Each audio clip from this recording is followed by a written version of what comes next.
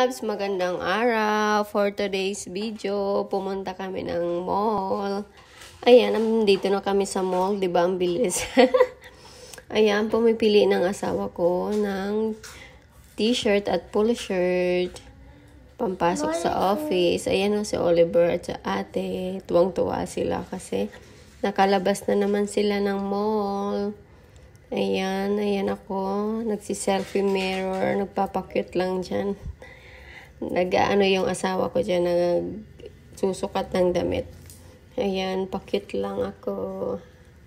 Ayan yung pinagpipilian niya ng mga damit. Mami! Ayan. Pumipili na siya ng bibilhin niyang damit. Ayan, pagkatapos namin sa mga damit, dito naman kami sa pants. Ayan si Oliver nagpa-push ng cart. Shopping daw siya, shopping. Ayan, namimili yung asawa ko ng pants.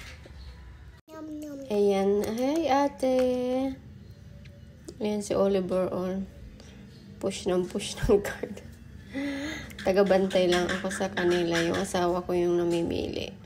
Ayan yung mga damit na pinamili ng asawa ko. Ayan. Naglalaro yung dalawa. Ayan, nangungulit na si Oliver kasi gusto niya nang pumunta dun sa mga toys. Bili na daw ng toys. Hindi pa tapos yung asawa kong mamili. Ayan, pili. Ayan, natawa yung asawa ko kasi may nakatapat daw na camera. Ayan, pagkatapos namin sa mga pants, dito naman kami sa mga shoes ng mga anak ko.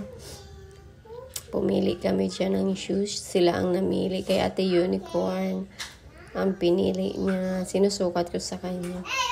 Nagbibigay ako ng allowance. Kasi, para suot niya pa ng matagal. Hindi sikapan agad. Ayan. Pagkatapos na yung ate, si Oliver naman. Ayan. Spider-Man kay Oliver. Siya din ang namili niyan. Pumili din ako dyan, guys, ng sapatos ko. Hindi lang na-videohan. Ayan. Sinusukat na. Pagkatas namin sa sapatos ng mga bata, sapatos ko. Dito naman kami sa sapatos ng asawa ko. Ayan, habang namimili yung asawa ko, naupo muna kami kasi medyo pagod na tong dalawa kakaikot. Kaya umupo muna kami. Ayan, tapos na kami mamimili. Pupunta naman kami sa restaurant. Kakain naman kami. Ayan yung mga pinamili namin. At napunta nga kami dito sa Yayoi. Japanese restaurant siya, guys. Ang high-tech din ng kanilang order.